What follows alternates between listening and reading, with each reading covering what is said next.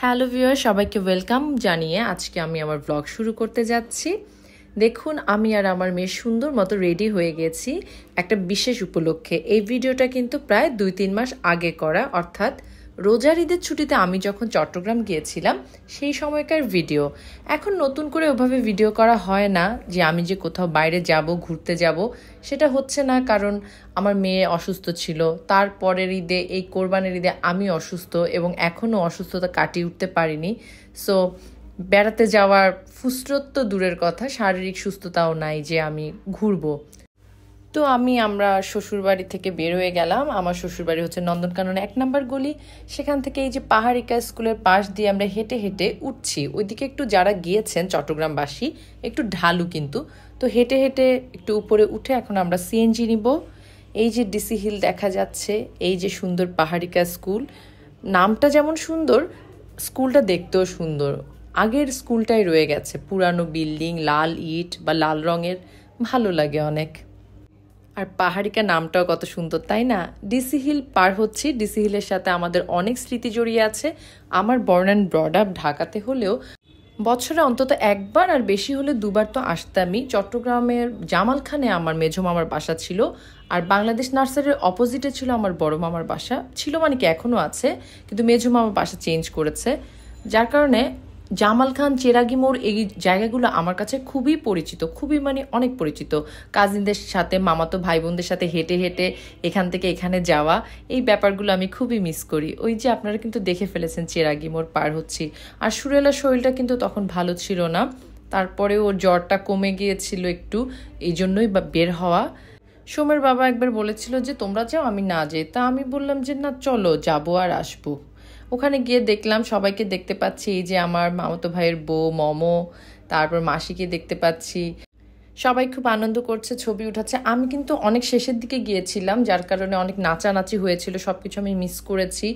আসলে সুরেলাও একটু ঘুমাচ্ছিল, যার কারণে তাড়াতাড়ি বের হতে পারিনি। তো এবার বলি প্রোগ্রামটা কিসের। এটা হচ্ছে বেয়াই পাতা খাওয়াচ্ছে, বেয়াই ভাতা খাওয়াচ্ছে আমার মেঝো মামা তার ছেলের শ্বশুরবাড়িকে। অর্থাৎ আমি যে রাঙ্গুনিয়া গিয়েছিলাম খেতে, তা আমরা আবার ওদেরকে খাওয়াচ্ছি। এটা একটা কমিউনিটি সেন্টার এটা করেছিল।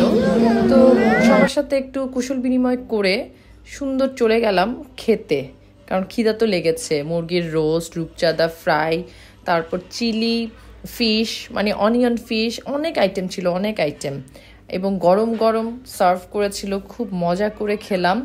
আর এই যে খাওয়ার টেবিলে, এটা কিন্তু আমার মামি, আমার খুব প্রিয় মামি। তারপর রেনিকা, মামাতো বোন রেনিকা, ওকে আবার অনেকে এখন তুলি নামে বেশি চিনে। ওর ছোট্ট ছোট্ট 2টা ছেলে, মামাকে দাঁড়ানো দেখছি। আমার মায়ের জ্যাঠাতো ভাই, তো জ্যাঠাতো ভাই হলেও আমার মাদের আবার বন্ডিং খুবই ভালো, নিজের ভাইয়ের মতোই সবাইকে ট্রিট করে। আর আমাদেরও এমন সম্পর্ক। রেনিকাকে আমরা একেবারে মামাতো বোন, কি মামাতো বোনের চেয়ে বন্ধু বেশি, এমন মনে করি। পরে আমরাও কিছু ছবি তুললাম, মা, তারপর আমার শ্বশুর, আমার হাজবেন্ড, আমার মেয়ে। এই যে দেখুন আমার মাসি কিভাবে আমার শ্বশুরকে ধরে রাখছে। ওদের কাছে দাদা হচ্ছে একটা আনন্দের ব্যাপার। আর আমি ব্যক্তিগতভাবে বলি, আমার সংসার সুন্দর মতো চলার পিছনে, বা পুরা শ্বশুর বাড়ি যদি এক পাশে থাকে, আরেক পাশে শুধু থাকবে আমার শ্বশুর আমাকে সাপোর্ট করার জন্য, এমন একজন মানুষ, আমি অনেক ভাগ্যবতী যে এমন একজন শ্বশুর পেয়েছি। সাংসারিক যে কোনো জটিলতায় আমার শ্বশুর ঢাল হিসেবে আমাকে সাপোর্ট করে গেছে। আমি মনে করি যে আমার শ্বশুর যতদিন আছে, আমার এই সংসার জীবনে আমার মাথার উপর ছায়া আছে। আর এই হচ্ছে গুনসু দিদিমা। গুনসু দিদিমা হলো বিয়ের ঘটক, মোটামুটি ঘটকালি করতে করতে উনি টায়ার্ড। তো যেটাই হোক, এখন সবাই আমরা যখন খেয়ে টেয়ে ফেলেছি, এখন মামা বসছে। আমার মামার শরীরটাও কিন্তু খুব একটা ভালো না, ওই যে মেঝো মামা। এই আমার মামার বাড়ির বাতি জ্বালা রাখছে আমার মেঝো মামাই, সকল আবদার মামাকেই করি।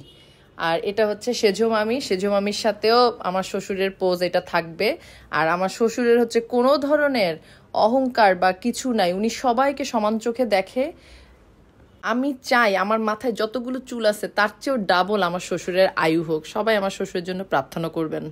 উনি যেদিন বিয়ে করেছে তার পরদিন থেকে উনি আমাকে সাপোর্ট করে গেছে, সবসময় আমাকে উৎসাহ জুগিয়েছে।